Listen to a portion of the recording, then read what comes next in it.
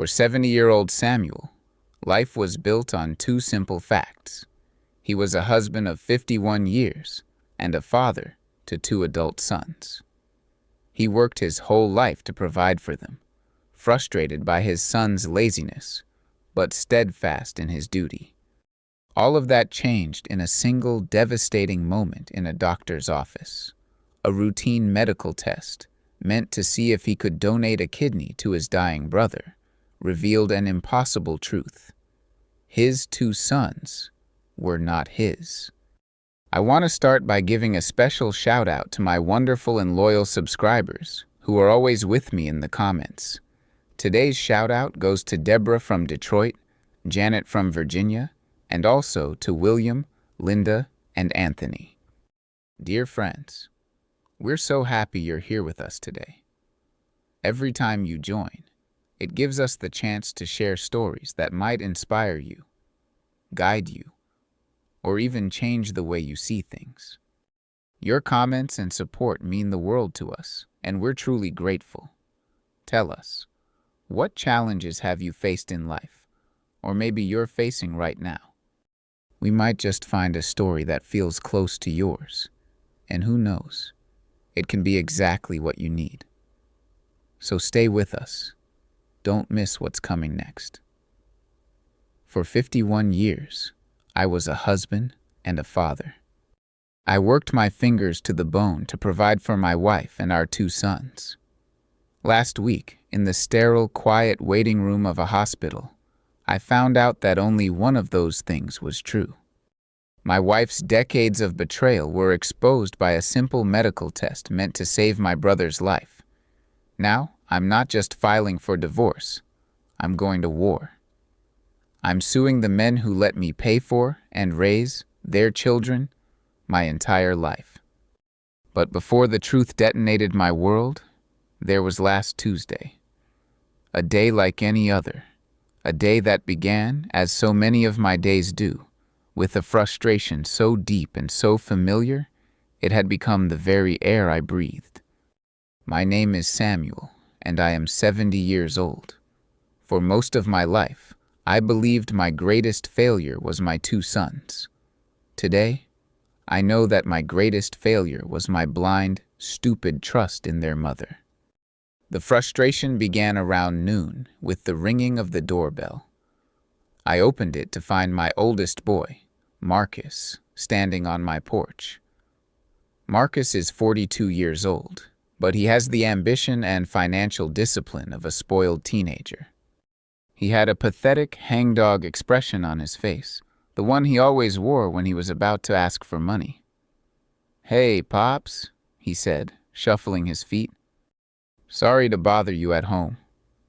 "You're not bothering me. You're interrupting my lunch," I said, my voice gruff. "What is it this time, Marcus? The rent? The car payment? Did your cable get shut off again?" "It's the rent," he mumbled, not meeting my eyes. "Landlord's being a real jerk about it. I'm just a couple hundred short. I'll pay you back next week, I swear." He wouldn't. He never did. I stood there, looking at this man, this boy in a man's body, and I felt a wave of hopeless, weary anger wash over me. I had paid for his college education, which he had dropped out of. I had paid for his first two cars, both of which he had wrecked. I had paid for his rent, his groceries, his utilities, for his entire adult life. He and his younger brother, David, who was 40 and in the exact same boat, were my personal, permanent, and most disappointing financial dependents. They were layabouts, bums, and I believed they were my fault. I went to my study, took $200 from the cash I keep in my desk, and came back. I pressed it into his hand without a word. "Thanks, Pops," he said, his face brightening instantly. "You're a lifesaver." "I'm not a lifesaver, Marcus," I said, my voice as cold as steel. "I'm a damn fool. Now get off my porch." He left, and I went back to my quiet, empty house. My wife, Rose, was at one of her book clubs. We'd been married for 51 years. The passion had faded decades ago, replaced by a comfortable, if passionless, routine. We were like two old trees in the same yard, our roots so deeply intertwined that we held each other up, more out of habit than anything else. She was the peacekeeper, the eternal defender of our sons. "Oh, Samuel, be nice to them," she'd always say. "They're just trying to find their way." At their age, I had a wife, a mortgage, and 2 young sons I was working 60 hours a week at a plant to support. They had excuses. It was a generational divide I would never understand. The phone rang later that afternoon.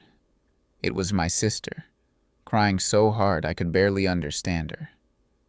It was my brother, George, my younger brother, the only person in my family, it seemed, who had his life together.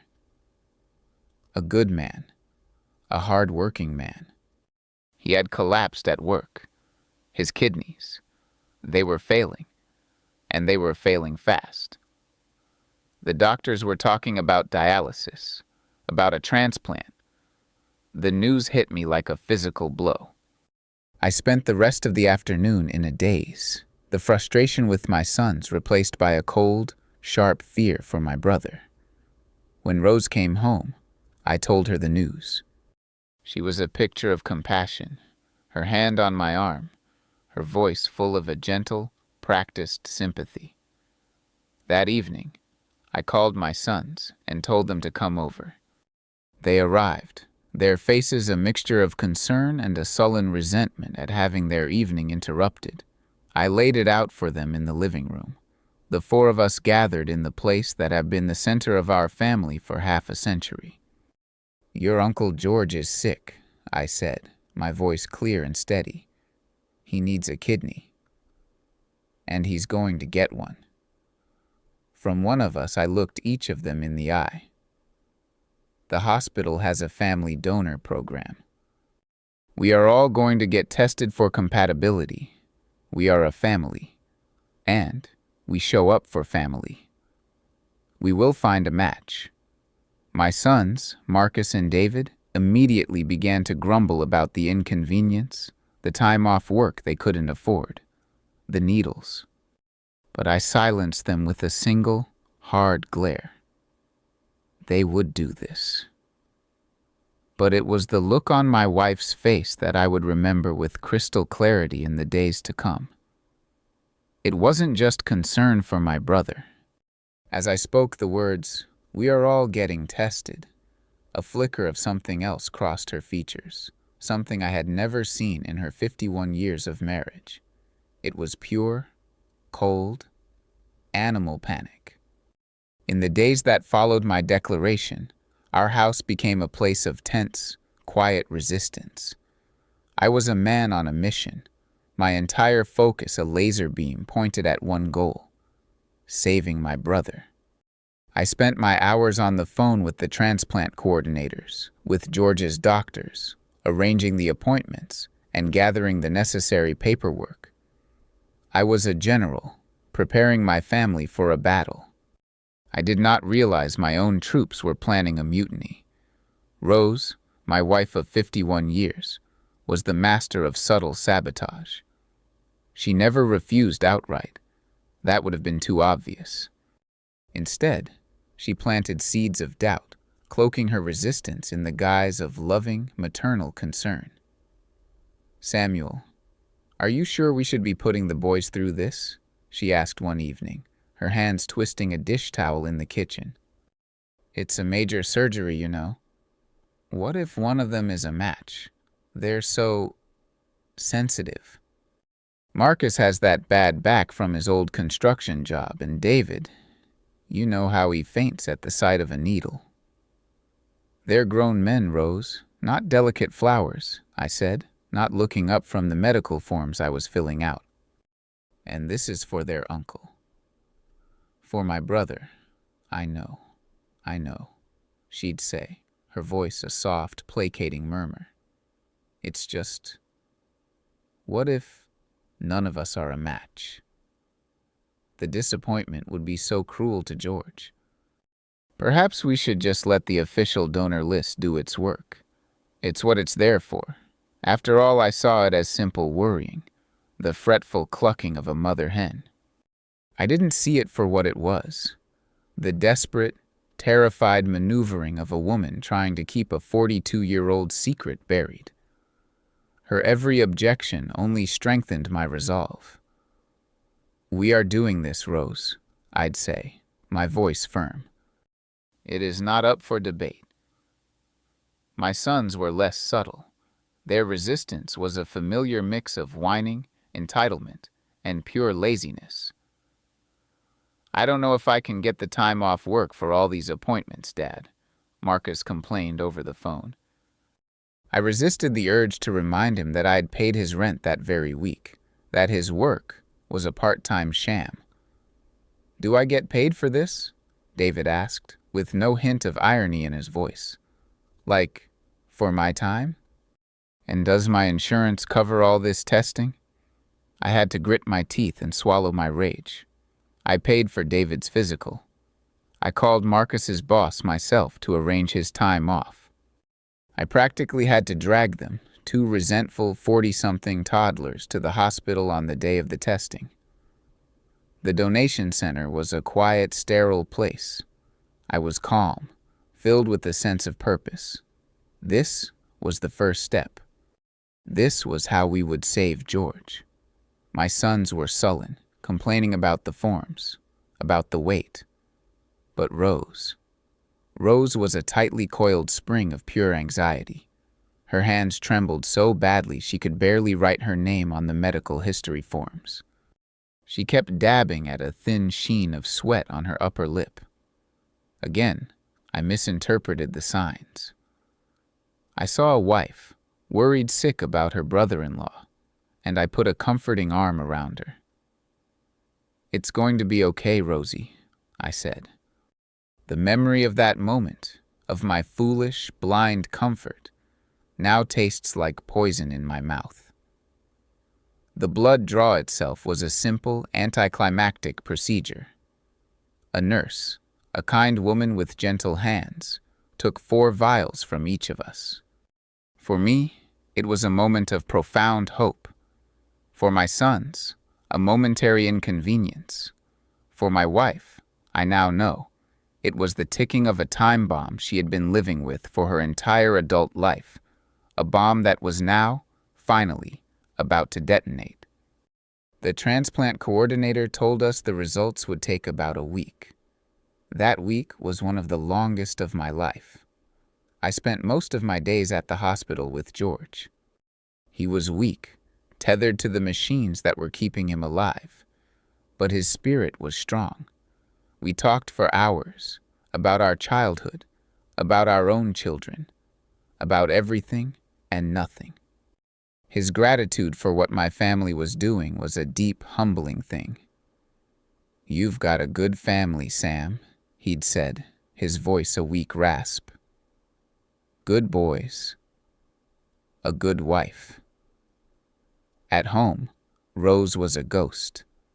She was jumpy, irritable, and lost in a fog of what I thought was stress. She would pace the house at night, her movements restless and agitated. "You're worried sick about George, aren't you?" I'd said, trying to comfort her. "Don't you worry. We're going to find a match. Everything is going to be fine." The call came on a Thursday afternoon. I was in the kitchen, and Rose was in the living room, pretending to read a book. I saw the hospital's number on the caller ID, and my heart leaped. "This is Dr. Allen's office for Mr. Henderson," a polite, professional voice said. It was the transplant coordinator. "We have the results of your family's compatibility tests."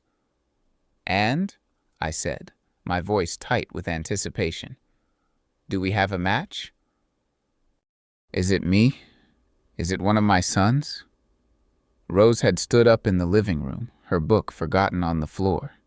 There was a strange, hesitant pause on the other end of the line. "Well, that's what I'm calling about, sir," the coordinator said, her professional tone wavering slightly. "There's an anomaly in the results. Something we need to discuss in person. The blood typing and the preliminary genetic markers, they aren't what we were expecting, given the family relationship." She cleared her throat. "Sir, are you and your wife available to come down to the hospital to speak with Dr. Allen this afternoon?" My mind raced, trying to comprehend what she was saying. Anomaly? Genetic markers?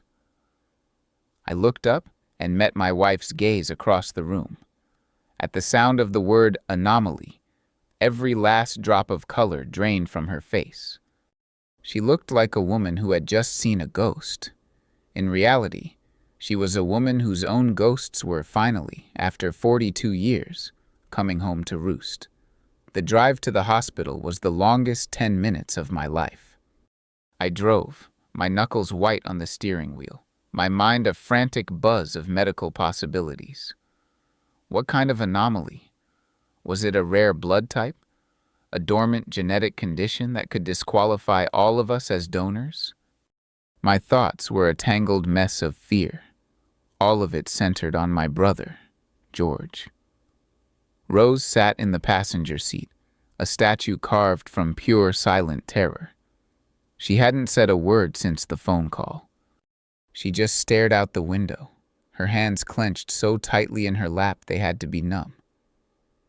I tried to bridge the chasm of silence between us. "Whatever it is, Rosie, we'll face it," I said, my voice sounding hollow in the tense quiet of the car. "We always do." She didn't answer. She didn't even look at me. And for the first time, a sliver of a different kind of fear, a cold and unfamiliar one, pierced through my worry for George. The wait in the transplant unit's family room was agonizing. The air smelled of antiseptic and stale coffee. I tried to read a magazine, but the words just swam on the page. Rose simply sat, her posture rigid, her gaze fixed on a water stain on the ceiling. The comfortable, familiar silence we had shared for decades, the silence of two people who knew each other completely, had been replaced by a new, terrifying silence, the silence of two strangers on the verge of a catastrophe. Finally, a nurse called my name. We were led into Dr. Allen's office. He was a kind-faced man in his 60s, but today his expression was grave. He gestured for us to sit. He began by explaining the science, his voice a calm, professional drone. He spoke of HLA typing, of antigens, of the specific genetic markers that are passed down, in predictable patterns, from a mother and a father to their biological children. I listened patiently, trying to follow the complex terminology, still believing this was a prelude to some complicated medical news about George. "Mr. Henderson," Dr. Allen said, finally getting to the point. He folded his hands on the desk and looked at me, his gaze direct and full of a pity I didn't yet understand. "We tested the genetic markers for you, your wife, Rose, and your two sons, Marcus and David." He slid a piece of paper across the desk. It was a chart, full of numbers and letters that meant nothing to me. "The results are conclusive," he continued, his voice gentle but firm. "Both Marcus and David share the expected 50% of their genetic markers with their mother, Rose. That is all perfectly normal." He paused, and the silence in the room was absolute. "However, they share none of the requisite paternal markers with you. There is no genetic linkage between your sample and theirs." I just stared at him, the words failing to compute. I don't understand," I said, a faint, foolish laugh escaping my lips. What does that mean? Are you saying they're not a match for George? It does mean that, yes, doctor, Alan said, his expression unwavering. But it means more than that. Mr. Henderson, Samuel, what I am telling you is that, based on these results, with 100% certainty, you are not the biological father of either Marcus or David. The world stopped. The buzzing in my ears became a deafening roar. The doctor's kind, pitying face seemed to warp and recede, as if I were looking at him from the bottom of a well. No, I whispered. That's not possible. There's been a mistake. You mixed up the vials. You have to run the test again. We did, Samuel, the doctor said softly. As soon as we saw the anomaly, we reran the full panel on all 4 samples. The results were identical. There is no mistake. My head swiveled, a slow creaking movement to look at my wife, to look at Rose. I expected to see the same shock, the same horrified disbelief on her face. I expected her to leap to her feet, to defend our life, our family, to rail against this impossible, insane accusation. But she wasn't shocked. She wasn't surprised. Her face was buried in her hands, and her shoulders were shaking with the silent, shuddering sobs of a guilty woman. And in that moment, in her complete and utter lack of denial, the truth hit me. It was a physical blow, a punch to the gut that knocked 51 years of air from my lungs. Every memory I had, every birthday, every Christmas, every scraped knee I had bandaged, every report card I had praised, every dollar I had spent, it all replayed in my mind. But now, it was a movie about another man's life. A life I had been tricked into living. A fool's life. The doctor was saying something about counselors, about support services. The words were meaningless noise. I stood up, my movement stiff and robotic, my body feeling like it belonged to someone else. I did not look at the weeping woman who had been my wife. I did not say goodbye to the doctor. I walked out of the office. I walked down the long, sterile, silent hospital corridor. I walked past the nurses' station, past the concerned faces of strangers, and out the automatic glass doors into the bright, indifferent afternoon sun. 51 years of marriage. 42 years of fatherhood. 40 years of fatherhood. The numbers were a cruel, meaningless joke. My entire existence was a mathematical error. But as I stood on that sidewalk, a 70-year-old man with no past and no children, one single, terrible, and strangely liberating thought rose above the ruins of my shattered world. They were not my fault. I don't remember the walk home from the hospital. It's a black, gaping hole in my memory. I'm told by neighbors that I walked the 5 miles, a 70-year-old man in a state of shock, moving through the familiar Detroit streets like a ghost. I remember flashes of it, like scenes from a movie about a stranger's life. The blare of a car horn, the face of a woman on a bus stop advertisement, the sun glinting off a skyscraper. Each image was sharp, vivid, and completely meaningless. My life, the one I had known for 51 years, had been a forgery. And I, the man who had lived it, was the last one to know. I didn't go straight home. I ended up in a small, dark bar on a side street, the kind of place that smells of stale beer and quiet desperation. I sat in a booth in the back and ordered a whiskey, then another. The fiery liquid did nothing to numb the pain. It only seemed to sharpen its edges. With each sip, I sifted through the wreckage of my past, looking for clues, for the signs I had so stupidly missed. I thought of my sons. Marcus, with his stocky build and his quick temper, so unlike my own lean frame and slow anger. David, with his artistic temperament and his complete and utter lack of mechanical aptitude, a boy who could never figure out which end of a hammer to hold. I had chalked it all up to the mysteries of genetics, the random shuffle of a deck that had dealt me two sons who were nothing like me.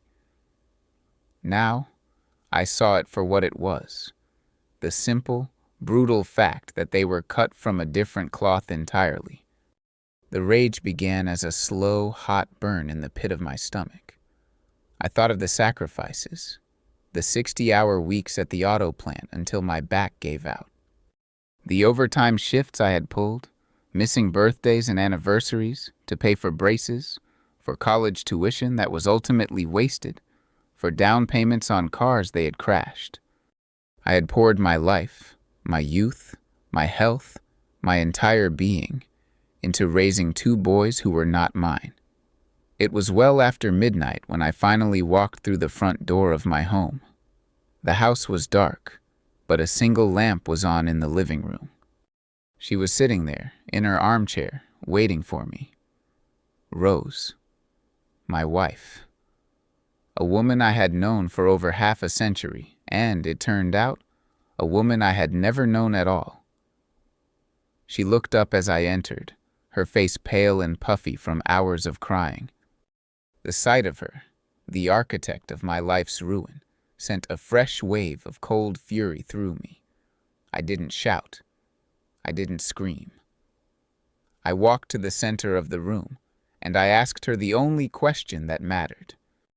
"Who, Rose?" I asked, my voice a low, dangerous whisper. Who were they? That's when she broke.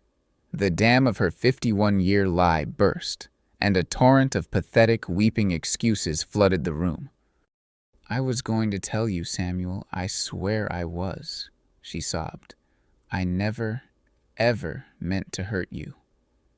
"You're a little late for that," I said, my voice like ice. "Who?" Her confession was a sordid, ugly thing. It wasn't one man. It was two. Two different men, two different affairs, years apart, that had resulted in my two sons. She had been lonely, she claimed.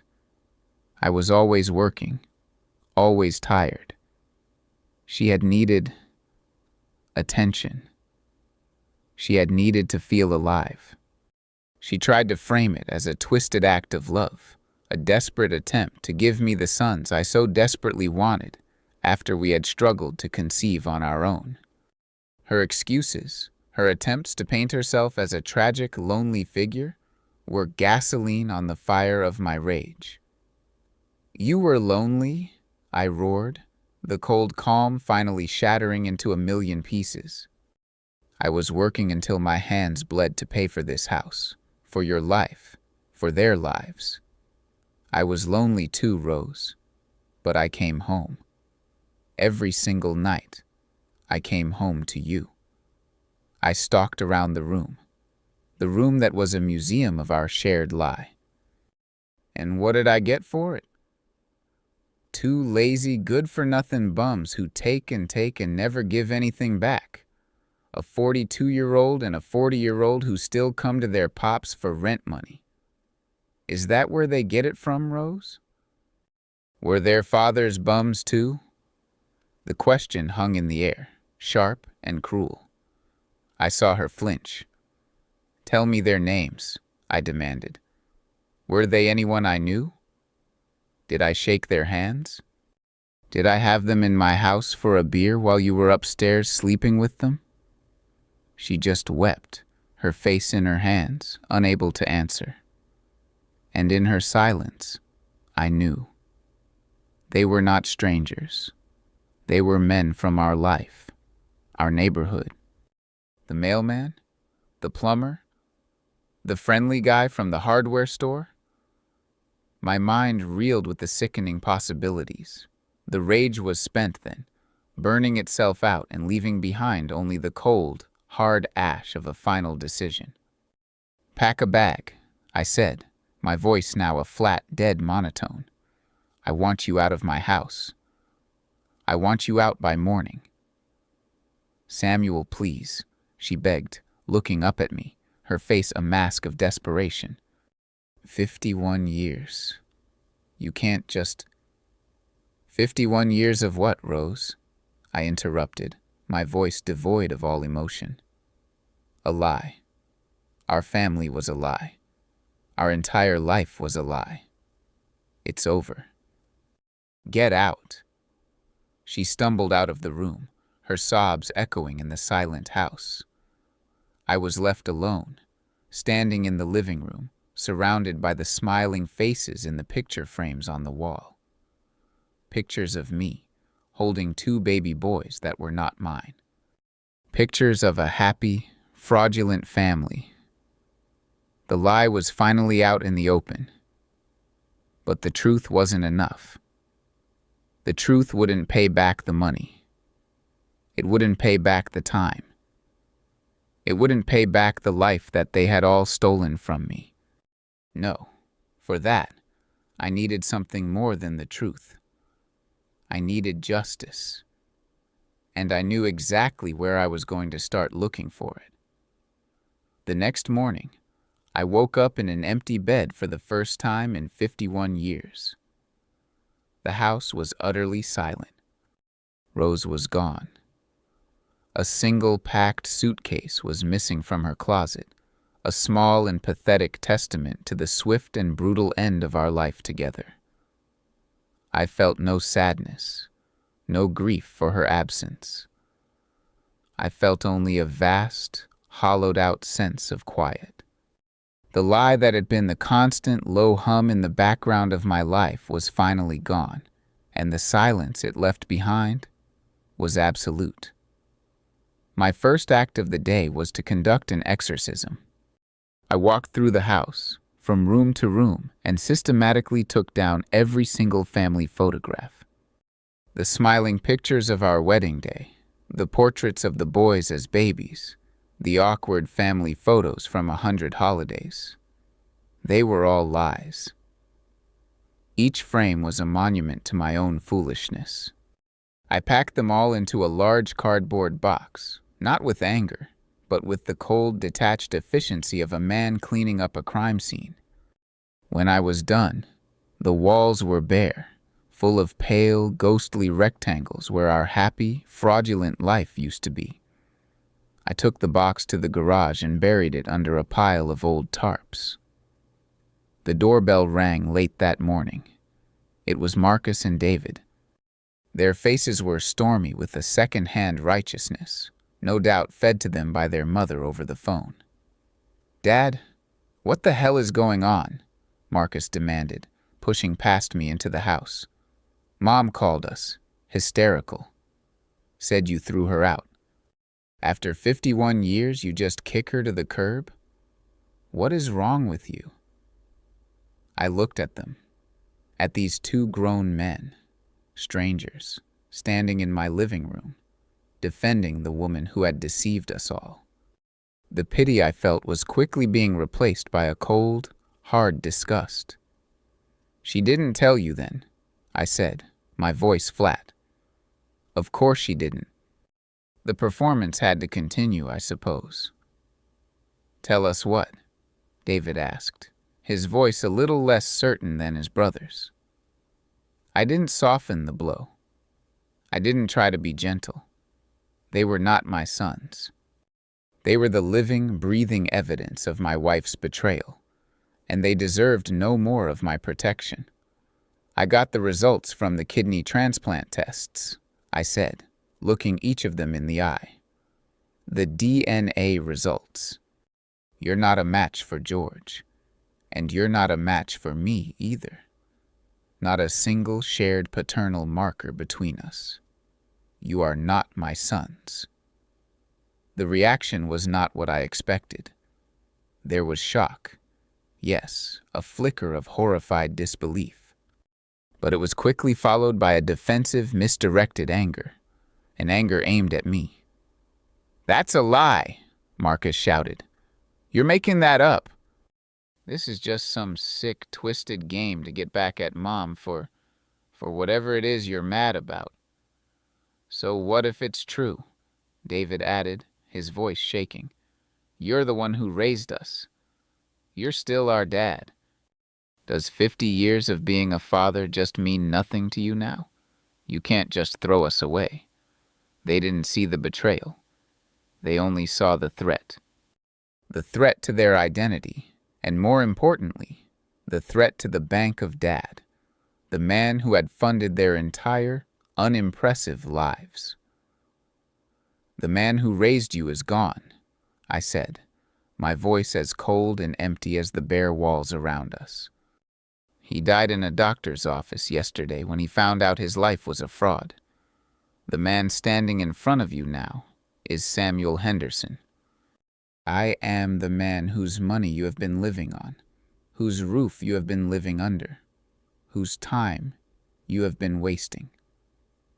I do not know you. I don't owe you another single dollar or another minute of my time. Now get out of my house. They left, sputtering with a rage that was really just fear, leaving me alone in my quiet, empty home. The last emotional tie had been severed. The family was officially and completely destroyed. Now the real work could begin. I had always been a man who believed in the law. In my younger days, I had even taken night classes at the local community college, thinking I might one day become a lawyer myself, before the demands of a wife, and two, before the demands of life had gotten in the way. I knew my rights, and I knew that a great injustice had been committed against me. I spent the rest of the day in the attic, sifting through the dusty archaeology of my own marriage. I was no longer looking for sentimental memories. I was looking for evidence. I went through Rose's old high school yearbooks, her old address books, her photo albums from the years before and after the boys were born. I was a detective, hunting for the ghosts who had fathered her children. I found the first clue in a photo album from 1983, the year Marcus was conceived. It was full of pictures from a series of neighborhood block parties. And in almost every group shot, there was Rose, young and beautiful, laughing a little too closely with a handsome, charismatic man named Frank, the local mailman. I remembered him. A big, confident man who always had a joke for the wives on his route. The second clue was in a small, leather-bound diary she had kept for a single year, 1985, the year David was conceived. Most of the entries were mundane. But in the spring of that year, she wrote several times about the passionate and inspiring instructor of a pottery class she was taking at the community center, a man named Mr. Alistair Finch. I sat in my study, the photos in the diary spread out before me like a battle map. I had the names. I had the timeline. I had the beginning of a case. I picked up the phone. I called the lawyer who had handled my parents' estate, a man I trusted. "John, it's Samuel Henderson," I said, my voice a low, steady command. "I need to schedule a meeting with you as soon as possible. I'm planning on filing a lawsuit." "It's a paternity fraud case," I paused, looking at the two names on the paper in front of me. "Actually, it's two of them." The meeting with my lawyer, John, took place the following morning. His office was an old wood-paneled room that smelled of leather and justice. He was a man of my generation, a man who believed in the simple, solid principles of right and wrong. He listened to my entire sordid story without interruption, his face a mask of grim professional focus. I laid it all out on his desk. The official, undeniable DNA results from the hospital, the old photo album with pictures of the mailman, Frank, and the worn leather-bound diary with its damning entries about the art instructor, Alistair Finch. When I was finished, he was silent for a long moment, slowly steepling his fingers. "In 40 years of practicing law, Samuel," he said, his voice a low, serious rumble, "I have seen some terrible things. This is a masterpiece of deception." He explained the legal realities. A divorce would be straightforward, but the paternity fraud case was a different beast entirely. The statute of limitations was a major hurdle, and proving deliberate, long-term fraud would be an uphill battle. "But it's not an impossible battle," he said, a hard glint in his eye. "The DNA evidence is our bedrock. And your own testimony, the sheer scale of the financial support you provided for 40 years. It's a compelling case. But before we can file a single piece of paper, we need to do two things. We need to find these men, and we need to prove they are the fathers." That's how I found myself 2 days later, sitting in the Spartan office of a private investigator named Carla Riggs. She was not what I had expected. She was a woman in her late 40s with sharp, intelligent eyes and a no-nonsense attitude that I immediately respected. John had said she was the best, a discreet and relentless digger of secrets. I told her the story, and she listened without a flicker of shock or pity.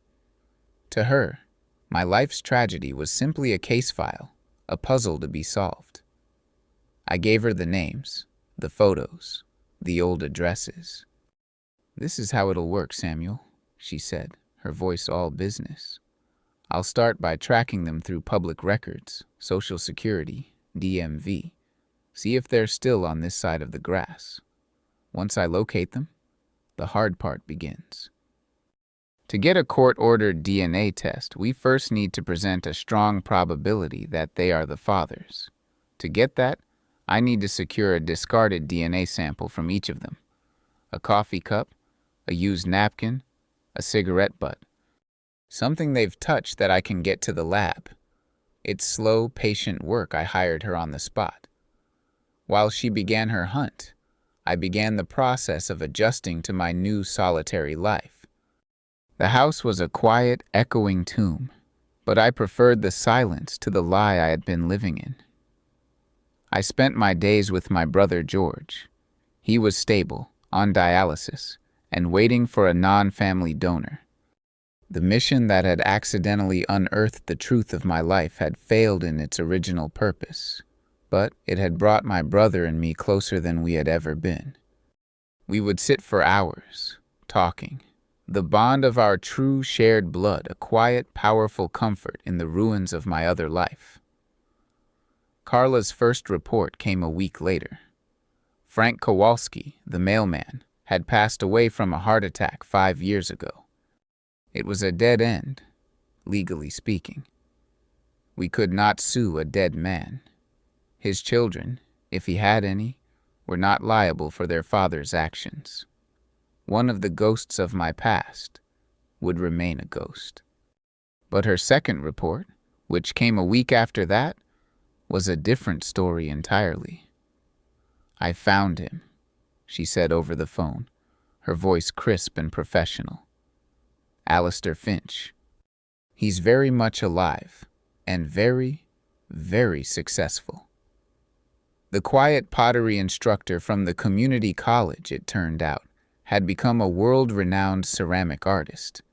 His pieces sold in high-end galleries for tens of thousands of dollars. He was a celebrated figure in the art world, living in a sprawling, multi-million-dollar home in a wealthy enclave in Scottsdale, Arizona. The man who had fathered my youngest son was not some forgotten figure from the past. He was a rich and famous man with a very public reputation to protect. The final part of Carla's report was what made the hair on the back of my neck stand up. "There's one more thing you should know, Samuel," she said, a new, intrigued tone in her voice. "I was running a deep background check, looking at his old addresses to establish a timeline.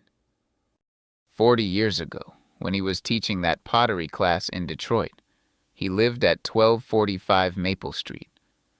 I knew the street. I knew it very well. Frank Kowalski, the mailman, Carla continued, lived at 1251 Maple Street. They were neighbors, less than a block apart. They knew each other. I hung up the phone, the pieces of my past clicking into place with a sickening final thud. The two men who had fathered my wife's children were not two separate, random mistakes made years apart. They were friends. They were neighbors. And the betrayal I thought I finally understood had just deepened into a dark and twisted conspiracy that I could not possibly have imagined. The knowledge that the two men were friends, neighbors, hit me with the force of a physical blow. I sat in my quiet, empty house, the private investigator's words echoing in the silence, and I felt the last of my grief curdle into a cold, hard, and unforgiving rage. My wife's betrayal had not been a series of impulsive, isolated mistakes. It was a conspiracy.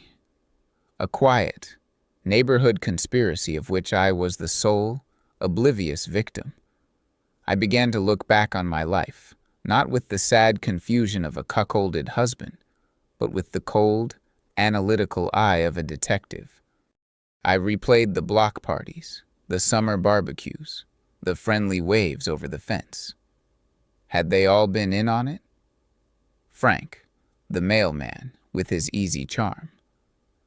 Alistair, the intense, artistic neighbor. Had they laughed about me behind my back?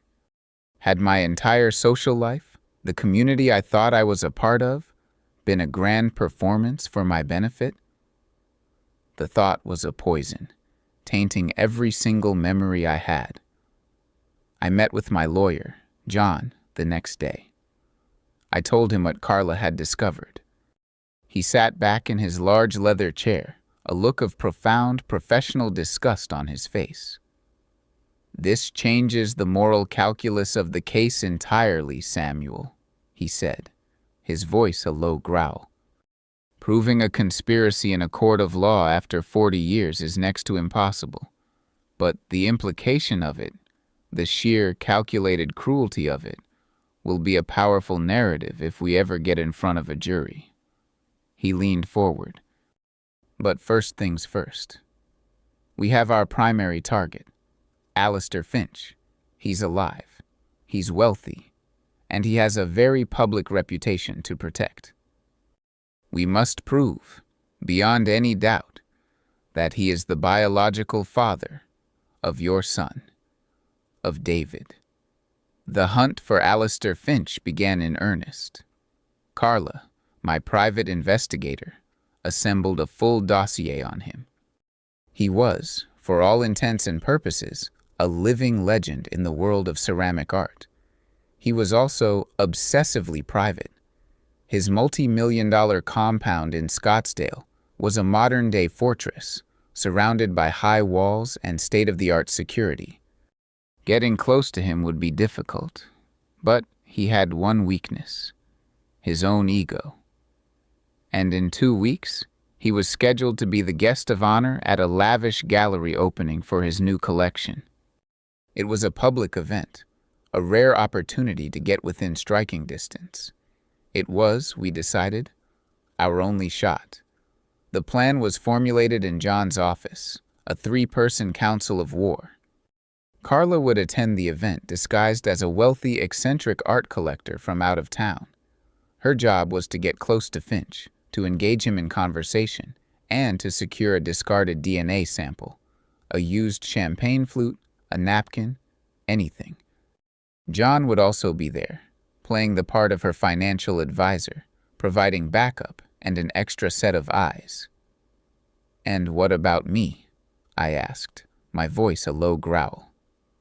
"This is my fight. I am not going to sit in a hotel room in Scottsdale while you two do the work. I need to be there." "I need to see him." Carla and John exchanged a look. "It's too risky, Samuel," John said gently. "He might recognize you." "He won't," I said, a cold, hard plan forming in my mind. "He'll be looking for a 70-year-old man who is his equal, a man who might be a threat." He will never, in a million years, be looking at the help. And so, my disguise was chosen. I would go as a member of the catering staff. I, Samuel Henderson, the man whose life's work had funded the creation of another man's child, would serve that man champagne. The irony was a bitter, satisfying pill. The preparations were meticulous. Carla secured me a spot on the catering team through a contact, no questions asked. I went to a thrift store and bought the uniform. Simple black pants, a white shirt, a black bow tie. I shaved the beard I had worn for 30 years and got a short, severe haircut. When I looked in the mirror, the man looking back was a stranger, older, grayer, but with a new, hard light in his eyes. He was not a victim. He was a hunter. We flew into Phoenix 2 days before the event. We were a strange covert team, the lawyer, the PI, and the vengeful old man. On the night of the gallery opening, as we did a final briefing in our hotel room, the tension was a palpable, living thing in the air. The gallery was a stunning, cavernous space of white walls and polished concrete, filled with the beautiful, abstract ceramic sculptures of Alistair Finch. The crowd was exactly what we had expected, a sea of old money, plastic surgery, and designer clothes. At the center of it all, holding court, was Finch himself. He was in his late 60s, with a mane of silver hair, a tailored suit, and an air of artistic, intellectual arrogance. I entered through the service entrance, a tray of champagne flutes balanced perfectly on my hand. I was invisible. A 70-year-old waiter, a piece of the background scenery, utterly beneath the notice of these wealthy, self-important people. I moved through the crowd, my movements slow and steady, my eyes scanning, observing, waiting. And then I saw him, up close, for the first time. Alistair Finch. He looked nothing like me, and he looked nothing like the boy I had raised. He was laughing, accepting the fawning praise of a woman dripping in diamonds. He was a celebrated creator, a genius, a man who had built a beautiful world for himself. But I knew the truth. He was a thief, a con man, a parasite who had helped to steal my life, my family, my past, and had never once paid a price.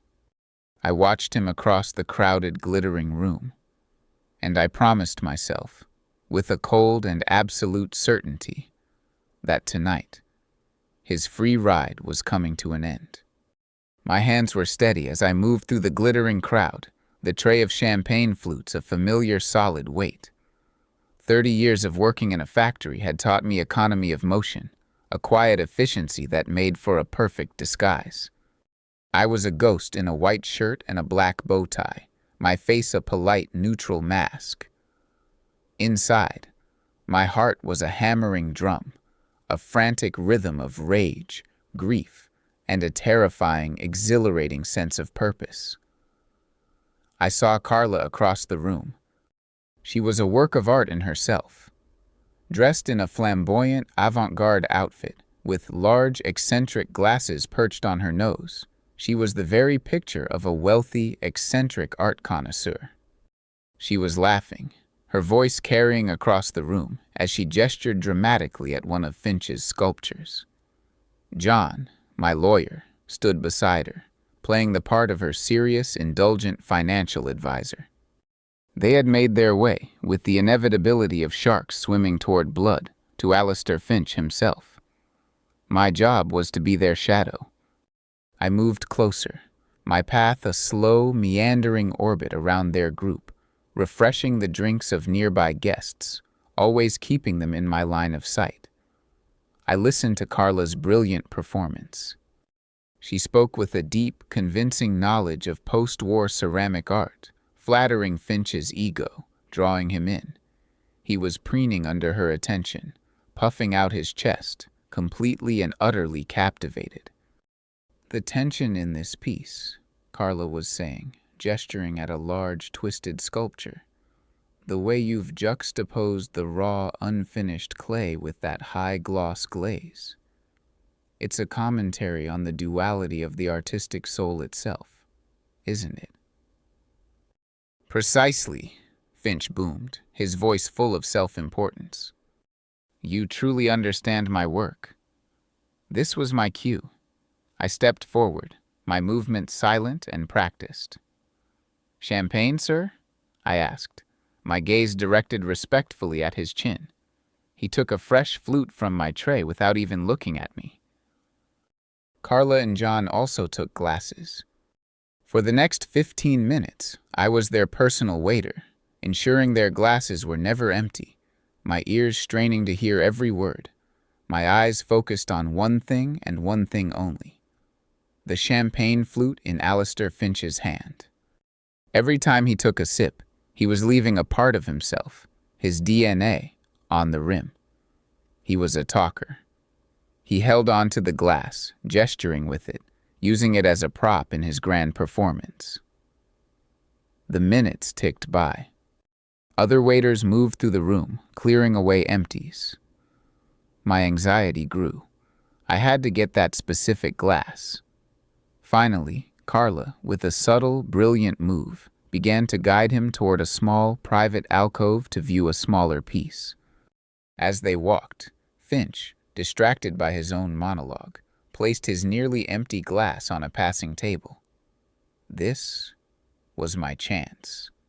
I started to move toward it, but another waiter, a young kid who was just doing his job, was already heading for the same table. My heart seized. I quickened my pace, my steps smooth and unhurried on the outside, but frantic on the inside. I reached the table a half second before he did. "I've got this section, son," I said, my voice a low, authoritative murmur. "Go check on the guests by the west wall." The young waiter, startled by my tone, just nodded and scurried away.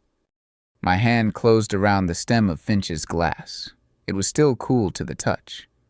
I had it. But just as I was about to turn away, a voice behind me said, "Oh, just leave it. I'm not finished with that." It was Finch. He had turned back, leaving Carla for a moment to retrieve his drink. My blood ran cold. I had to think fast. "My apologies, sir," I said, not looking at him. It appeared to be empty. I started to place it back on the table. No, it's fine," he said, now right beside me. "Just get me a fresh one, would you?" He took the glass from my hand and placed it back on the table himself, a small, proprietary gesture. My opportunity was gone. I returned a moment later with a fresh glass, my mind racing. What now? As I handed it to him, I saw John, my lawyer, make his move. He subtly took a small cocktail napkin from a dispenser on the bar as he passed. He rejoined the group, and a moment later, as if by accident, he gently bumped Finch's arm, causing a small splash of champagne to spill on his hand. "Oh, terribly sorry, Alistair," John said, his voice full of apology. He handed the fresh napkin to Finch. "Clumsy of me." Finch, annoyed but maintaining his composure, took the napkin, wiped his hand and the stem of his new glass, and then looked around for a place to discard it. I was already there. I stepped forward, my empty silver tray held out. "Allow me, sir," I said. He looked at me, his eyes barely registering my existence, and dropped the crumpled, damp napkin onto the center of my tray. I had it. I gave a slight, deferential nod and turned, walking calmly and deliberately back toward the kitchens. It was the longest walk of my life. The room was a blur of faces and noise. The only thing that existed in the world was the small, white, crumpled napkin on my tray.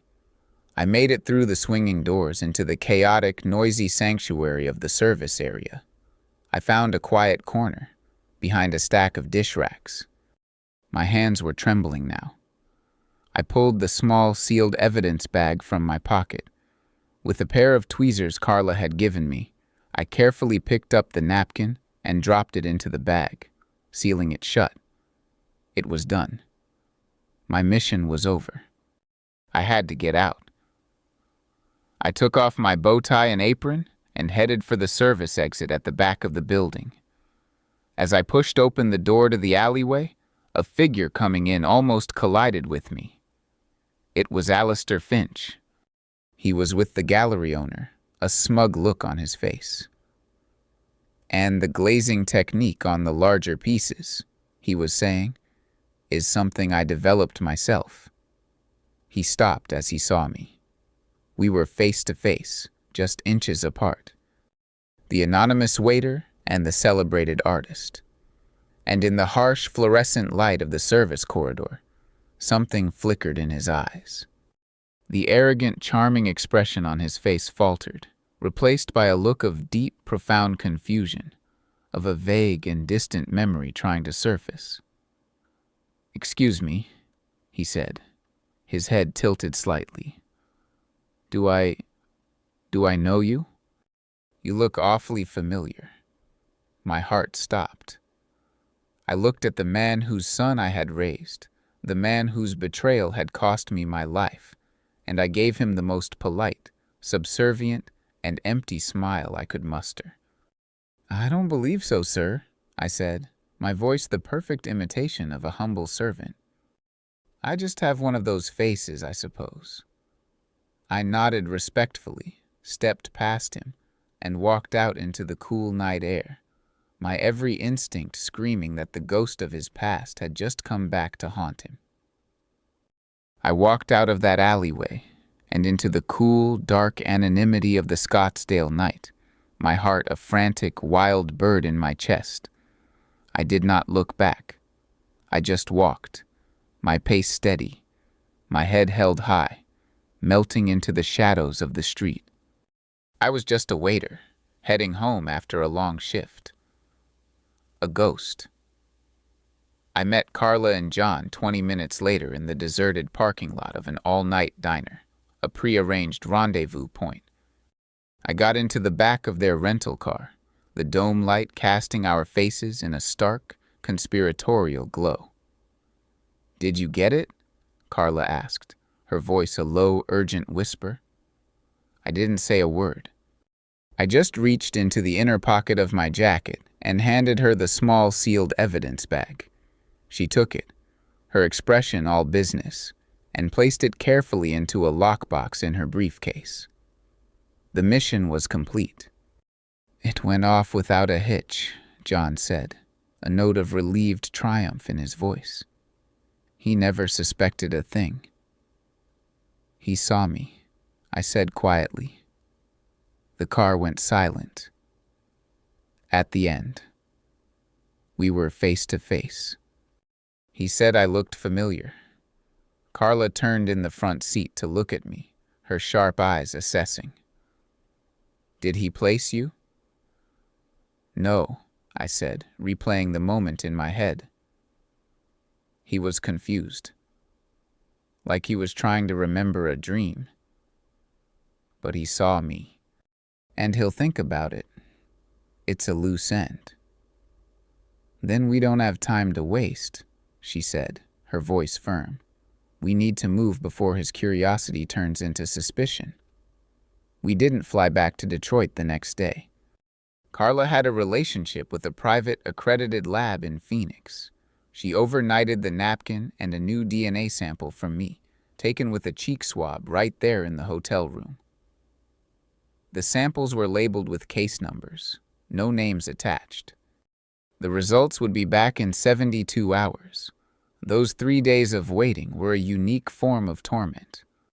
I was trapped in an anonymous hotel room, a 70-year-old man in a city I didn't know, waiting for a scientific verdict on a life I no longer had. I found myself thinking, not of Marcus, but of David, the quiet, artistic boy I had so often failed to understand. I tried to picture Alistair Finch's arrogant face on my son's body, and I couldn't. The boy I had raised, the memories I had of him, were mine, regardless of the blood in his veins. The thought brought me no comfort, only a deeper, more profound sense of loss. The call came on the third day. The three of us were gathered in my hotel room, the air thick with anticipation. Carla answered her burner phone and put it on speaker. A crisp, clinical voice came on the line. "This is the lab, regarding case number 734, the technician said. "We've completed the paternal lineage analysis. The DNA profile extracted from the sample designated Subject A, David Henderson, was compared with the profile from the sample designated Subject B', Samuel Henderson, and the sample from Subject C, the discarded napkin." There was a pause. The analysis concludes that Subject B, Samuel Henderson, is excluded as the biological father of Subject A. The probability of paternity is 0%. I closed my eyes. The scientific confirmation was a cold, hard nail in the coffin of my old life. The analysis further concludes, the technician continued, her voice a flat monotone, that the paternal DNA profile extracted from Subject C, the napkin, is a conclusive match for the paternal DNA profile of Subject A. The probability of paternity is 99.9999%. It was done. The truth was no longer just a suspicion, a confession, a painful memory. It was a scientific, irrefutable fact. John, my lawyer, let out a slow, deep breath. A predatory smile spread across his face. "We've got him," he said, his voice a low, triumphant growl. "We've got the son of a bitch dead to rights." Our strategy was now clear, and it would be aggressive. We would not send a polite letter from a lawyer. We would go for the jugular. John would draw up the lawsuit immediately, a blistering account of paternity fraud, demanding 40 years of financial restitution and punitive damages. And we would serve Alistair Finch personally, at a time and place of maximum impact. At the exact same time Finch was served, a different process server would be knocking on the door of my wife Rose's new apartment. She would be served with divorce papers, and, in a move of pure strategic genius by John, she would also be served with a subpoena to testify as a material witness in the paternity fraud lawsuit against her former lover and neighbor, Alistair Finch. We would use their own conspiracy to tear them apart. The phone rang 2 days later. It was John. His voice was calm, but I could hear the thrill of the hunt just beneath the surface. "It's done," he said. Alistair Finch was served 1 hour ago on the steps of the Scottsdale Museum of Art, right in front of the press, and Rose was served at her book club. They both know I hung up the phone. I sat in my quiet hotel room, thousands of miles from the life that had been stolen from me, and I pictured the chaos erupting in 2 different, comfortable, and fraudulent lives. The secret that had connected them all for 40 years was now the very legal snare that was about to bring them down. The hunt was over. The trial was about to begin. The public serving of the legal papers was like throwing a lit match into a room full of gasoline. The explosion was immediate and spectacular. Within hours, the story was everywhere. The art world blogs and local Arizona news outlets were the first to pick it up. Their headlines a mix of shocked disbelief and salacious glee. Renowned artist Alistair Finch sued in shocking 40-year-old paternity fraud case. From my quiet hotel room in Phoenix, I watched the firestorm I had created. Alistair Finch's high-powered legal and public relations team went on the offensive immediately. They released a statement calling the lawsuit a baseless and shameless shakedown, and a desperate attempt by a troubled and vindictive individual to extort money from a respected public figure. They painted me as a bitter old man, crazed by a recent separation from his wife, who had concocted a fantastic story to tarnish the reputation of a great artist. They were good. They were very, very good. But they were fighting a war on a battlefield of lies and public perception. My war was being fought on the simple, unshakable ground of scientific fact. The first panicked phone call came from Rose. She had clearly been served her own set of papers and was in a state of utter, terrified hysteria. "Samuel, what have you done?" she shrieked into the phone. "My name is in the papers. They're calling me. They're saying horrible things. You have to drop this lawsuit. You're destroying our family. Think of the boys, Samuel. Think of the shame you're bringing on them." I listened to her hysterical pleading, and I felt nothing. No pity, no sympathy. Just a cold, empty void where my love for her used to be. "The shame was brought on them 42 years ago, Rose, when you decided to lie," I said, my voice calm and even. "The shame was brought on them when you let another man pay for your children for half a century. This isn't about you anymore. This is about the truth. I suggest you get a good lawyer. You've been subpoenaed. You will appear, and you will testify under oath. And if you lie, I will personally see to it that the district attorney charges you with perjury. The choice, for the first time in this sorry mess, is yours." I hung up on her sputtering protests. The next confrontation came in person. David, the younger boy, showed up at my hotel. His face was pale, his eyes red-rimmed. The public humiliation had clearly taken its toll. He was not there to yell, not this time. He was a man whose entire world had been shattered, looking for a single piece of solid ground to stand on. "Is it true?" he asked, his voice a hoarse whisper as he stood in the doorway of my room. "The things they're saying in the papers. This man, this artist, is he really my—" He couldn't finish the sentence. I didn't speak. I simply walked over to my briefcase, took out a copy of the official DNA analysis from the lab, and handed it to him. He read the report, his eyes scanning the technical jargon, until they landed on the final, brutal conclusion. Probability of paternity, 99.9999%. He sank into a chair, the paper trembling in his hand. He looked up at me, his face a mask of profound, tragic confusion.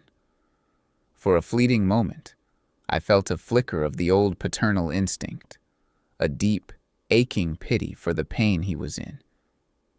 But it was quickly replaced by the cold, hard reality of my own pain. "He is your biological father, David," I said, my voice hard. "I was just the man who paid all his bills for 40 years. Now, I'm finally sending him the invoice he left soon after, a ghost of a man, his entire identity erased and rewritten in the space of a single week. The family was a pile of rubble, and I was the one who had thrown the dynamite. The first sign that our strategy was working came 3 days later. John, my lawyer, called me.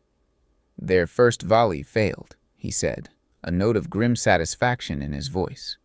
"The media blitz isn't working because we aren't engaging. We're letting the science do the talking. I just got a call from Alistair Finch's lead attorney. The public bluster is gone. They're asking for a preliminary discovery meeting to review the evidence. They're taking us seriously, Samuel. They're scared." He paused, and I could almost hear the smile in his voice. But that's not the best part. I just got a call from Rose's new lawyer. She's terrified of a perjury charge. She's agreed to give a full sworn deposition, and she's not going to contest the divorce. She's going to testify against Finch. I sat in the quiet of my hotel room, the news washing over me. Rose, the architect of the lie, the woman who had guarded her secret for over 50 years, was now going to be the instrument of its public destruction. She wasn't doing it for me. She wasn't doing it for the truth. She was doing it to save herself. And in this war, I would take an ally wherever I could find one. The first crack in their fortress had finally appeared. Rose's deposition took place in a sterile, windowless conference room that felt like a tomb. The air was thick with the scent of bad coffee and unspoken animosity.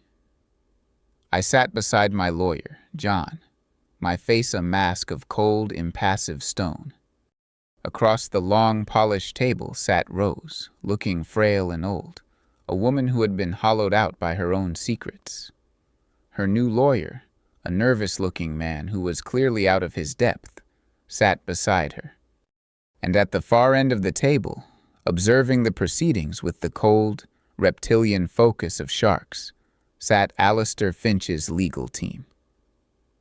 John began the questioning, his voice a calm, methodical instrument of destruction. He was not aggressive, not cruel. He simply took the truth, piece by painful piece, and laid it out on the table for the record. He started with the first affair. "Mrs. Henderson," he said, sliding a photograph from the old album across the table. "Do you recognize the man in this picture with you, taken at a neighborhood block party in the summer of 1983? Rose flinched as if the photograph were a hot coal. She nodded, her eyes downcast. "Yes," she whispered. "Please state his name for the record." "Frank Kowalski," she said, her voice barely audible. "And what was your relationship with Mr. Kowalski, Mrs. Henderson?"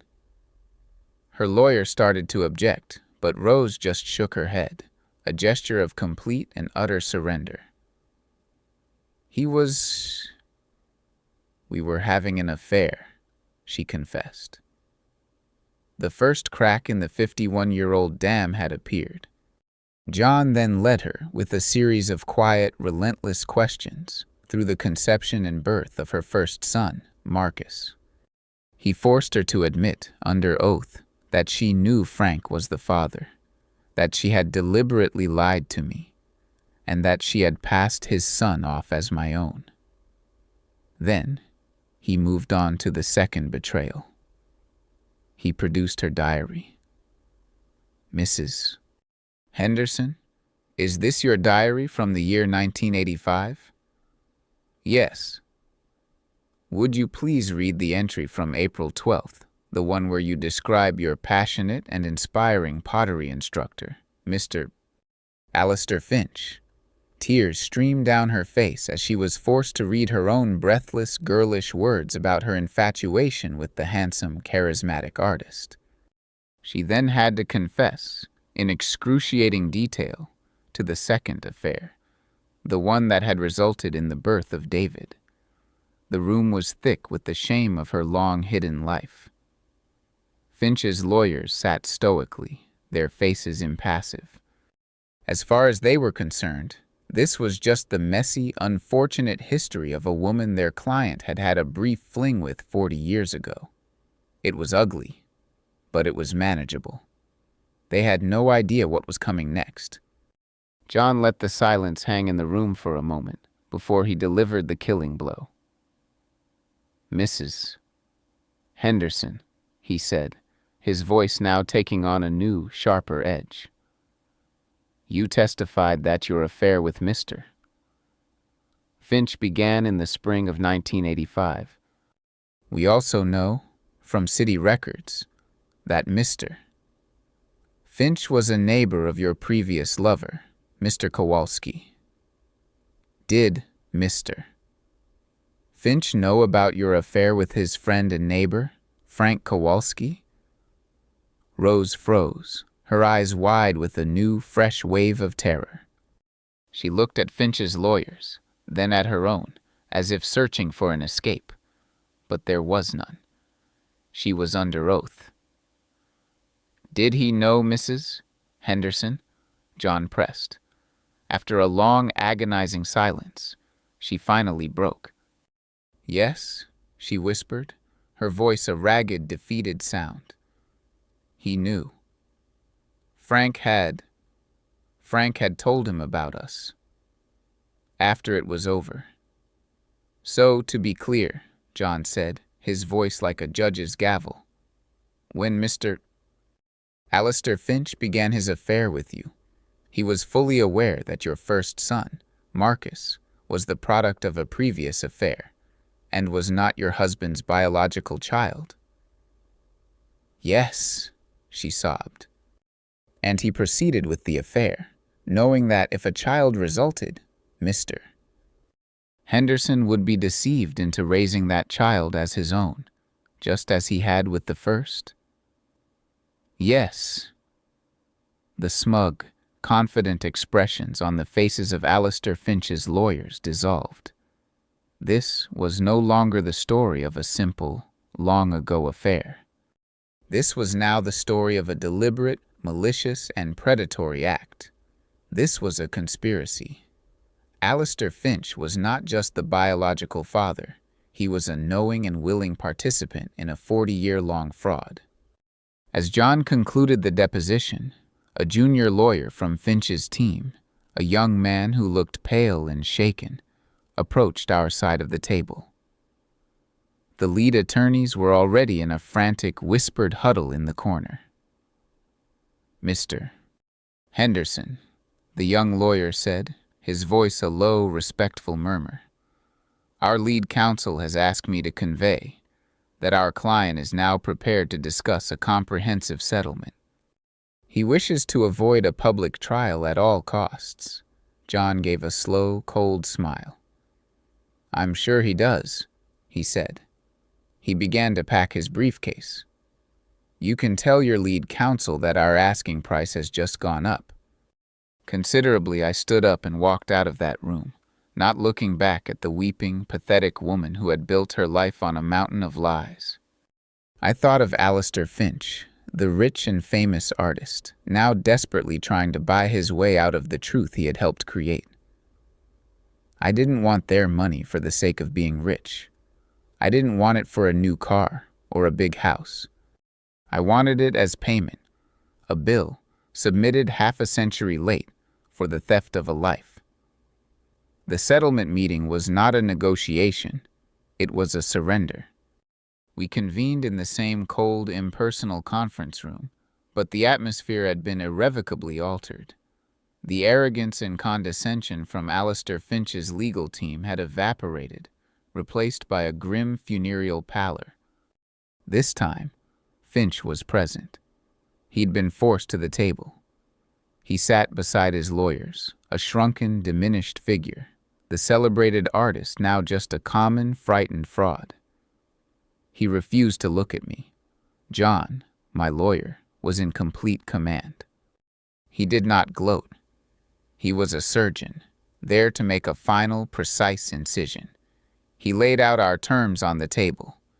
They were simple, brutal, and non-negotiable. He had commissioned a team of forensic accountants to calculate the total estimated cost of raising a child from birth to adulthood in the 1980s and 90s, adjusted for 40 years of inflation and investment potential. He had then added a substantial, 7-figure sum for punitive damages related to the deliberate and malicious nature of the fraud. The final number was astronomical, a figure designed not just to compensate, but to punish. Finch's lead lawyer opened his mouth to protest, to call the figure absurd, but John cut him off with a single, cold glance. "This is not an offer," John said, his voice flat. "It is a bill. It is the invoice for 40 years of food, housing, medical care, and education for your client's son. It is a debt that is long past due. You can either wire the full amount to my client's account within 10 business days, or we can proceed to a public trial." At which point, my client will not only sue for this amount, but we will also be presenting the sworn testimony of your client's former lover and co-conspirator, Mrs. Rose Henderson. The choice is yours, Finch, who had been staring at the polished table, finally looked up. His eyes met mine across the long expanse of mahogany. The arrogant artist was gone, replaced by a pleading, pathetic old man. Henderson. Samuel, he said, his voice a hoarse whisper. Look, what happened? It was a long time ago. We were all different people then. There's no need to destroy my life over this. The rage I had carried for months had cooled into something harder and heavier, pure, undiluted contempt. Destroy your life? I said, my voice quiet, yet carrying the weight of half a century of deception. You have no idea what a destroyed life looks like. You didn't just have an affair, Finch. You stood by, silently, for 40 years, and you watched me work my body to the bone to pay for your child.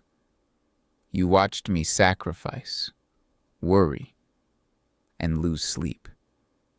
You watched me spend every dollar I earned on a lie you helped create. You didn't just steal from me. You stole my time, my youth, my entire life's work. This isn't about the money. This is about you finally, after 40 years, paying the bill. There is nothing left for him to say. He had no defense. He had no escape. I watched as the last bit of fight went out of him. He gave a single, defeated nod to his lawyer. The war was won. A week later, the money appeared in my account, a silent, digital confirmation of my victory. John was triumphant. We did it, Samuel, he said over the phone. We brought a giant to his knees. I felt no joy. I felt no elation. I just felt a quiet, somber sense of closure. The great injustice of my life had been accounted for. The books were finally balanced. That afternoon, I went to visit my brother, George, in the hospital. The news there was better than any legal victory. He had found a match on the National Donor Registry. His transplant was scheduled for the following month. The mission that had started this whole sorry saga, the one that had failed to find a family match, had ultimately succeeded in its own way. It had saved my life. And now, my brother's life would be saved too. I told him about the settlement. He looked at me, his eyes full of a quiet, brotherly pride. So, what are you gonna do now, old man? He asked, a weak smile on his face. Buy a damn yacht and sail off into the sunset? I looked out the hospital window at the city, at the world that was, for the first time, truly mine to explore. The money gave me infinite possibilities. I could travel. I could retire to a beach. I could do nothing at all. But none of those things felt right. I thought about the 40 years of wasted effort. The money poured into two men who carried none of my values, none of my blood.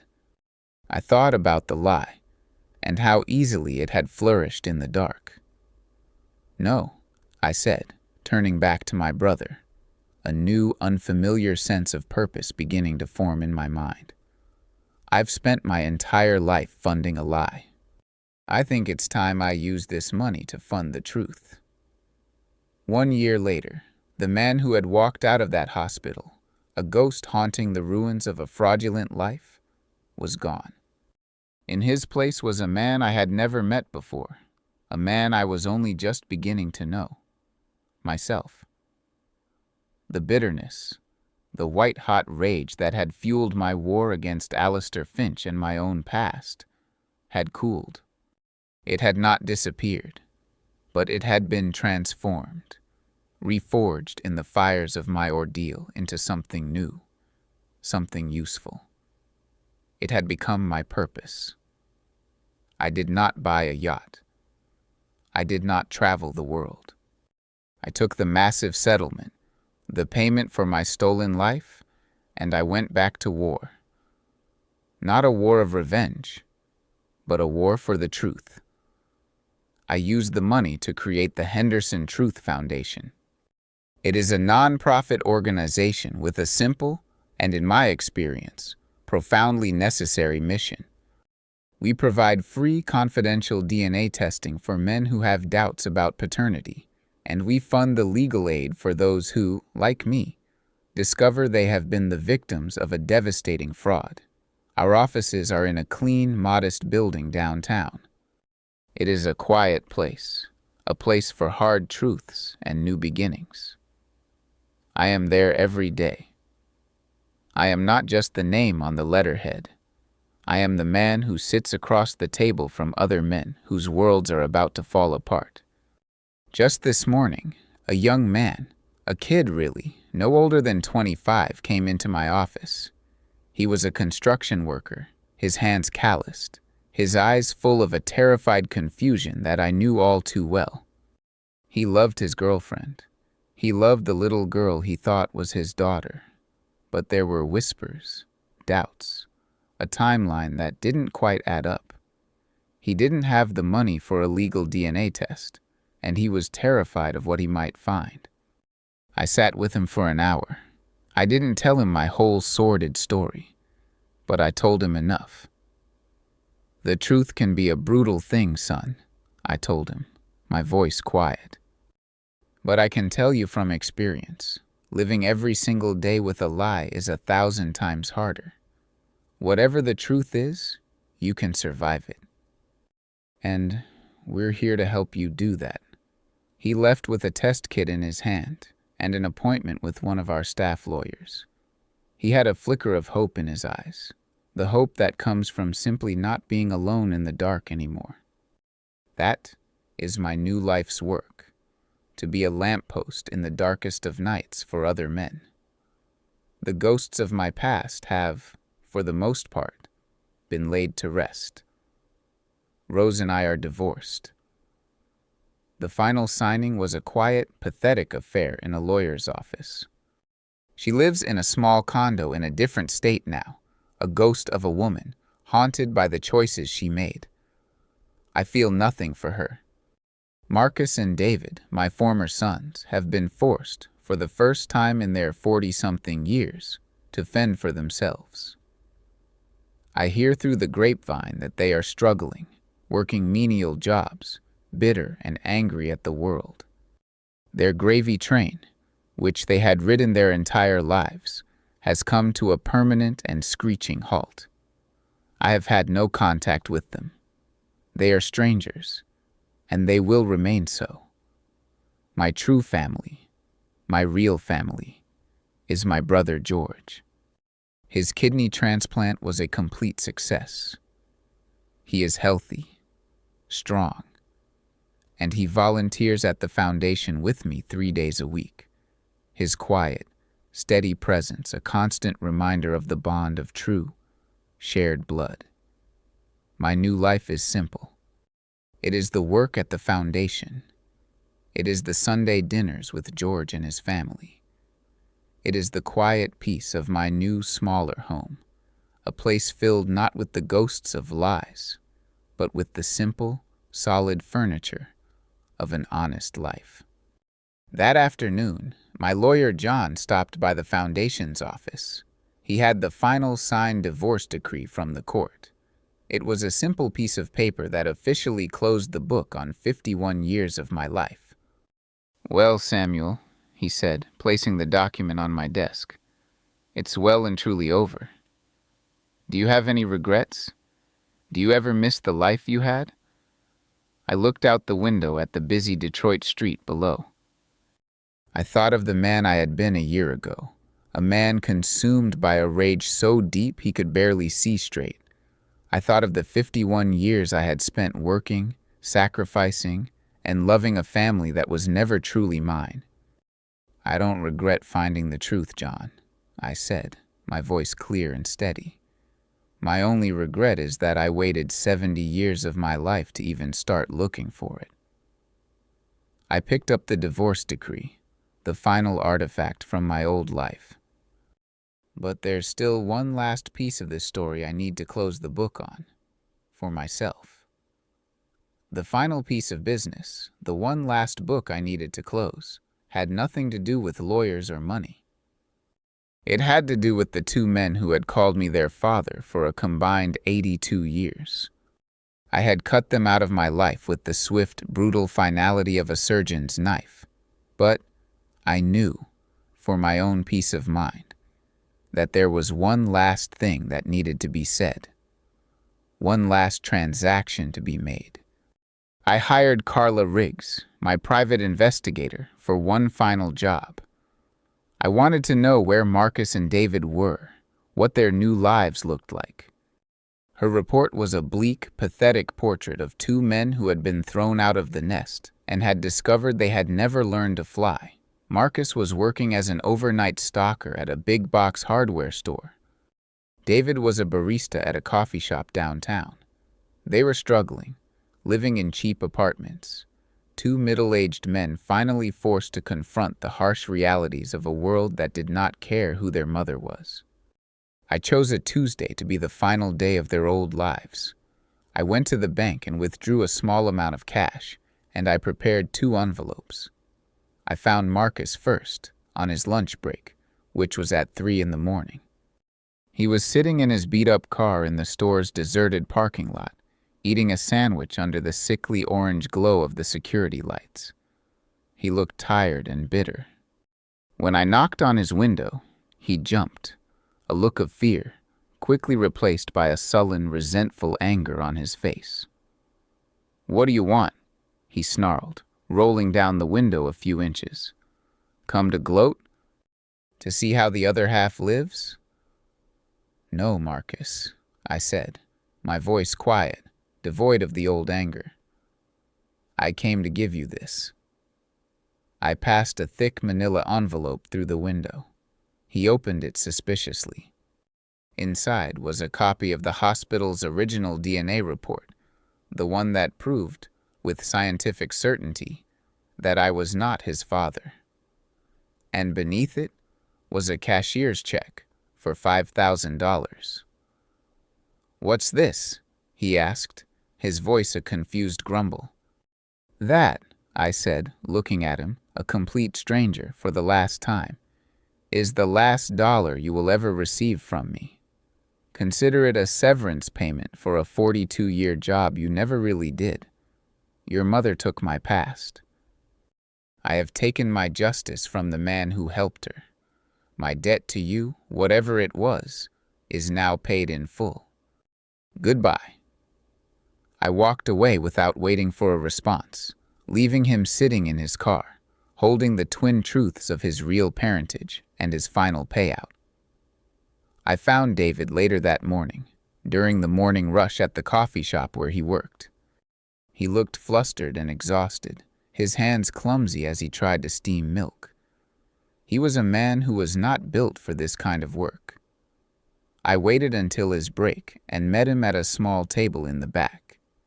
He was not angry like his brother, just filled with a deep, weary sadness. I gave him a similar envelope. It contained the DNA report that proved, with 99.9999% certainty, that Alistair Finch was his biological father. It also contained a check for $5,000, but I had included one last thing for him. A single sheet of paper with the private phone number and office address for the Alistair Finch Gallery in Scottsdale. He looked at the contents, his face a mask of pain and confusion. "I have no anger left for you, David," I said, and I was surprised to find that it was the truth. "You were a child. You were an innocent pawn in a game you didn't even know you were playing." I tapped the paper with Finch's contact information. "What you do with this is up to you. You can try to know the man whose blood is in your veins, or you can throw this paper away and decide to be your own man. For the first time, the choice is entirely yours." I stood to leave, but I paused, and I offered him the last piece of fatherly advice I would ever give him. Don't let the lies of your parents define your life, son, I said softly. Build your own truth. It's the only one that matters. I walked out of the coffee shop and into the bright morning. The final, messy, painful threads of my old life had been tied off. I had given them the truth of their pasts and a small, final severance from mine. I had set them, and myself, free. I drove for a while, with no destination in mind, a profound sense of lightness filling my chest. The book was truly, finally closed. As I was driving down a long, familiar road, I saw the old, wrought iron gates of the cemetery where my parents were buried. I hadn't been there in over a year, not since before my world had fallen apart. On a sudden impulse, I pulled the truck over. I got out of the car and walked through the iron gates. The ghosts of my wife and of the sons I never truly had were finally laid to rest. It was time to go and have a long, overdue conversation with my real family. I walked through the quiet, manicured lanes of the cemetery, a place I had not visited since my world had cracked in half. The old oak trees stood as silent, patient witnesses, their leaves rustling in the gentle afternoon breeze. I found their graves easily, my feet knowing the way by heart. A simple, shared granite headstone. Arthur Henderson and Eleanor Henderson. Together, forever. I knelt, my 71-year-old knees protesting, and began the slow, methodical work of tending to the plot. I pulled the few stray weeds that had sprouted. I wiped the dust and bird droppings from the stone with a cloth I had brought, my movements a gentle, loving caress. This was real. This was the truth. This was my family. Hey, Mama. Hey, Pops, I whispered, my voice thick with an emotion I couldn't name. I sat back on the cool grass and began to talk, a one-sided conversation I had needed to have for a very long time. Well, I made a mess of things, didn't I? I said with a sad, wry smile. The Henderson name. I didn't pass it on. The boys I thought were ours, the ones who were supposed to carry on your legacy, they weren't ours at all. I told them everything then. The whole, sordid, 51-year-long story. I told them about Rose's betrayal, about the confrontation, about the lawsuit. I spoke of the anger, the bitterness, and the profound, crushing loneliness of discovering your entire life has been a lie. I was not speaking to the dead. I was speaking to the part of myself that was still connected to them.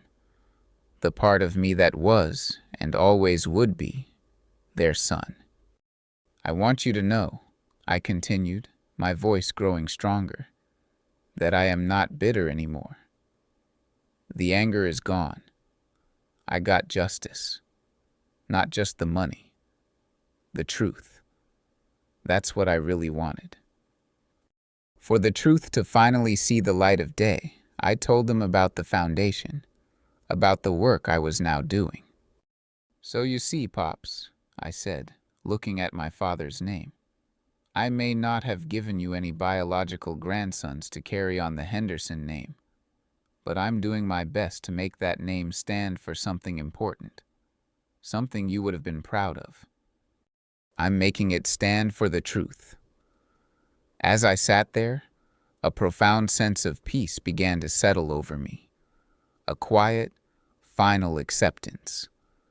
A young family, a father, a mother, and a small boy walked past on their way to a nearby grave.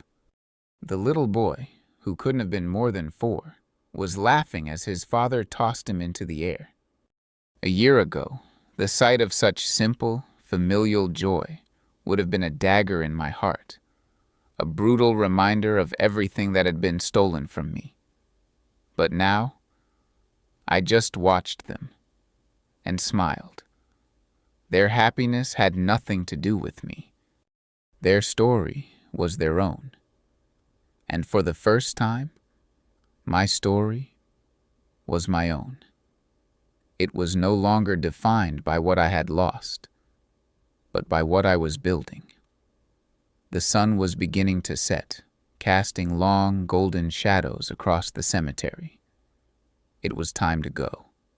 I placed a hand on the cool granite of the headstone, one last time. "I love you both," I whispered. "Thank you." I stood up, my old joints protesting, and walked back toward the iron gates. My brother George was waiting for me, leaning against my truck, his face full of a quiet, patient understanding. He didn't ask any questions. He just opened the passenger door for me. He was my family, the beginning and the end of my true bloodline. As I got in the truck and he started the engine, I realized the truth. Fatherhood, family, legacy, they weren't about blood, not really.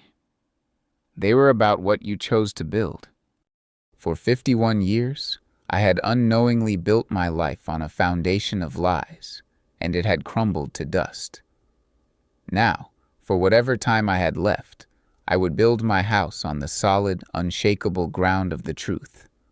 And it would be a house that could stand forever.